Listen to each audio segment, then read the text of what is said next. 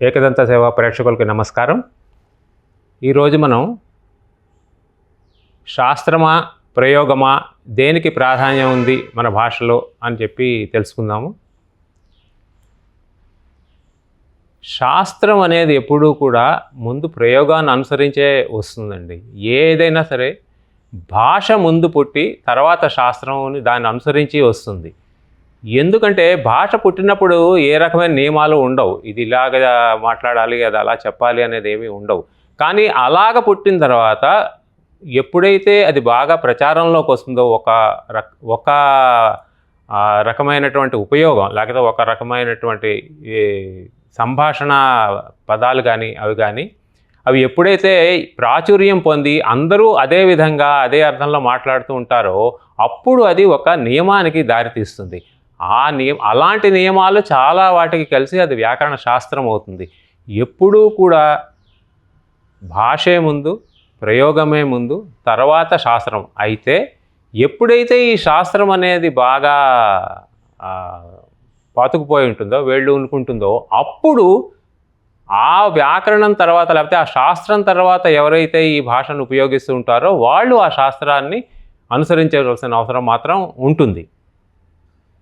ఎందుకంటే వ్యాకరణం అనేది కూడా ఎప్పుడు కూడా భాషని బట్టే వ్యాకరణం రాయబడుతుందండి. వ్యాకరణాన్ని బట్టి భాష రాయబడదు, భాష చెప్పబడదు కూడా. ఎందుకంటే ప్రయోగ శరణాహ వైయాకరణాహ అంటారు. ప్రయోగ శరణాహ వైయాకరణాహ అంటే వాళ్ళు ప్రయోగాలను చూసే వాళ్ళు వ్యాకరణం రాస్తారని అర్థం. అంటే వాళ్ళకు ఒక ప్రయోగింపబడినటువంటి ఒక పదాన్ని కానీ ఒక ఉత్పత్తిని కానీ వాళ్ళు చెయ్యరు. సాధారణంగా మీరు ఏ వ్యాకరణం పుస్తకం తీసుకున్నా కూడా అందులో మనకి ముఖ్యంగా శబ్ద వ్యుత్పత్తి ఎలా జరిగిందని చెప్తున్నప్పుడు మనకి ఇంతకు ముందే ప్రయోగింపబడిన పదాలను తీసుకునే వాళ్ళ వ్యుత్పత్తి చేస్తారు. కానీ ఒక కొత్త పదాన్ని చెప్పాలంటే ఒక రకమైన సాహసం కూడా ఎవరు చేయలేదు ఇప్పటిదాకా. మీరు అష్టాధ్యాయి, పాణిని అష్టాధ్యాయి రాసిన తర్వాత దాని మీద మహాభాష్యం, కాత్యాయనుడి వార్తికం, మహాభాష్యం పతంజలి మహర్షిది, ఈ మూడు వచ్చిన తర్వాత కాశిక అనేది మొదటి వ్యాఖ్యానం అండి, వామన జయాదిత్యులది. అక్కడి నుంచి చూసుకుంటే అప్పటిదాకా అందరూ కూడా ఉన్న పదాలనే వాడుతూ వచ్చారు. తర్వాత చాలా వ్యాఖ్యానాలు వచ్చాయి అష్టాధ్యాయం మీద. అందులో ఎవరు కూడా ఒక కొత్త పదాన్ని సృష్టించే ప్రయత్నం, మనకి ఒక ఉదాహరణగా ఇచ్చే ప్రయత్నం చేయలేదు. అది ఎక్కడి దాకా వచ్చిందంటే భట్టోజీ దీక్షిత్, అంటే సుమారు 1700 శతాబ్దం, 16వ శతాబ్దం 17వ శతాబ్దం మధ్యలో. అప్పుడు కూడా ఆ ఉదాహరణలు మాత్రం అవే ఉన్నాయి. అంటే సుమారుగా ఒక 1500-1800 ఏళ్ల కిందటి ఉదాహరణలే అలాగా కొనసాగుతూ వచ్చాయి. అంటే ఏంటి అంటే ప్రయోగాల్ని బట్టే చేశారు. అయితే ఈ మధ్యకాలంలో వాంగ్మయం విపరీతంగా విస్తరించింది. సంస్కృతం కూడా ప్రధానంగా మనకి మొదటి నుంచి సంస్కృత భాష మొదటి నుంచి ఉందనుకుంటే, ఆ తర్వాత పాణిని తర్వాత కానీ లేకపోతే ముఖ్యంగా గత 1500 ఏళ్లలో, అంటే 1800 కన్నా ముందు తీసుకుంటే ఒక 1800 ఏళ్ల పాటు సంస్కృత వాంగ్మయం విపరీతంగా మనకి వచ్చింది. ఆ వాంగ్మయంలో కొన్ని ప్రయోగాలు శాస్త్ర విరుద్ధంగా కనబడేటట్టున్నాయి. అలాంటి ప్రయోగాలు వాల్మీకి రామాయణంలో కానీ మహాభారతంలో కానీ కూడా కనబడతాయండి మనకి.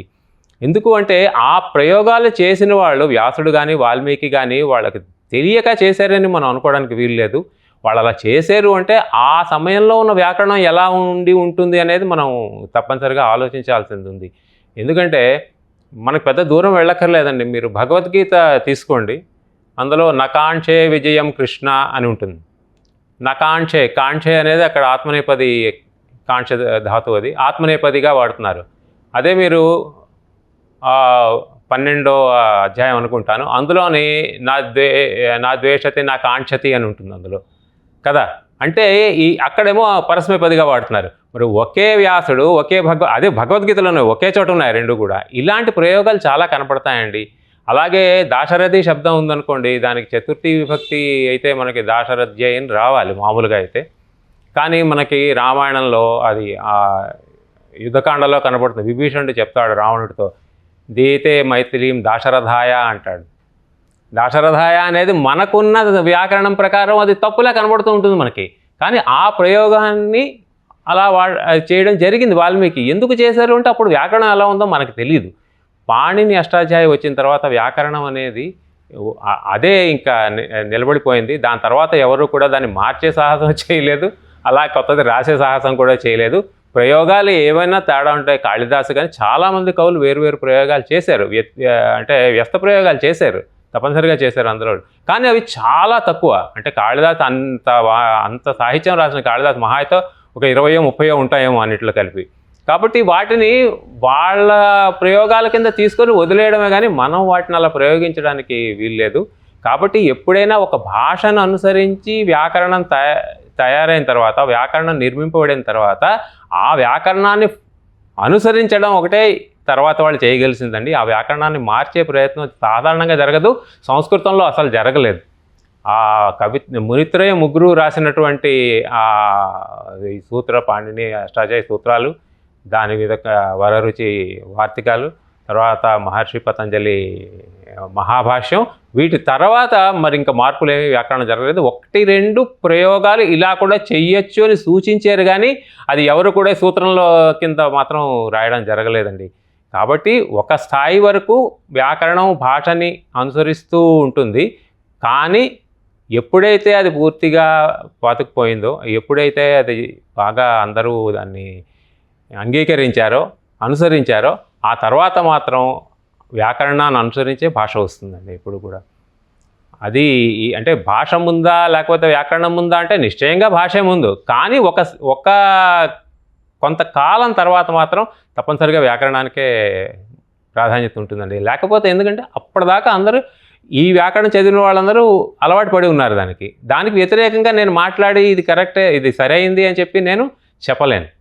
కాబట్టి భాషా వ్యాకరణం అనేది ఒకదాన్నోటి అనుసరిస్తుంటాను. అయితే కొంతకాలం తర్వాత బహుశా వ్యాకరణంలో కూడా మార్పులు రావచ్చు. ఇది ముఖ్యంగా మన సంస్కృతంలో కాదు కానీ వేరే భాషల్లో చూడొచ్చండి. ముఖ్యంగా ఆంగ్లంలో బాగా చూడొచ్చు. ఇది విపరీతంగా వాళ్ళ వ్యాకరణం మారింది, చాలా మారింది. రకరకాల అంటే దానికి వేరే కారణాలు ఉన్నాయనుకోండి, కానీ సంస్కృతంకి అలా మారలేదండి.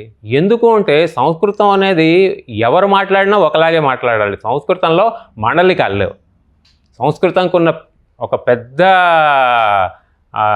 గుణం ఏమిటి అంటే దానికి మాండలికాలు లేవు. అది కాళిదాసు రాసినా అహం గచ్చామి అని రాయాలి, నేను రాసినా అహం గచ్చామి అనే రాయాలి. దానికి ఏమీ అందులో తేడా లేదు. కానీ మనం మాండలికాలు తీసుకుంటే ఈ ఆంధ్రాలోనే మనకు ఎన్ని మాండలికాలు ఉన్నాయి, అటు తెలుగులోనే బోల్డ్ మాండలికాలు ఉన్నాయి మనకి. సో ప్రతి చోట ఒక్కొక్కలా అంటుంటారు, మనకు అర్థమవుతూ ఉంటుంది కూడా, కానీ అది వ్యాకరణంలోకి ఎప్పుడు రాలేదు. ఎందుకు అంటే అది కేవలం మాండలిక ప్రయోగంగా మిగిలిపోయింది. కానీ అదే సంస్కృతం తీసుకుంటే అలా లేదు, సంస్కృతానికి మాండలికం లేదు. అందువలన ఆ వ్యాకరణం అలా నిలబడిపోయింది, ఇప్పటికీ అలా ఉంది, ఎప్పటికీ ఉంటుందని కూడా ఒక విశ్వాసం ఉంది అందరికీ. ముఖ్యంగా నేర్చుకుంటున్న వాళ్ళందరికీ ఆ సంస్కృతం ఈ విధంగానే ఈ భాష ఇలా కొనసాగుతూ ఉంటుంది. కొత్త పదాలు వచ్చి చేరుతాయి, ఎందుకంటే సాంకేతికంగా చాలా కొత్త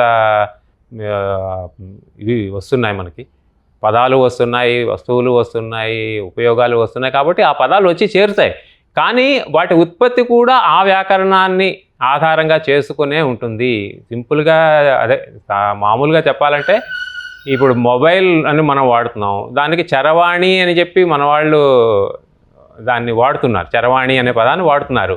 అలాగే టెలివిజన్ ఉంది, దూరదర్శన్ అనో అది అలా వాడుతున్నారు కదా, దూరవాణి, దూరదర్శన్ అనే పదాలు వాడుతున్నారు. అంటే వాటికి కూడా ఒక ఉత్పత్తి ఉంది. దూరదర్శన్ అంటే దూరంగా ఉన్నదాన్ని చూపించేది, చరవాణి అంటే మనతో పాటు తిరిగేది అని ఎంత స్పష్టంగా తెలుస్తుంటుంది. ఆ పదం చదువుతుంటేనే తెలుస్తుంది.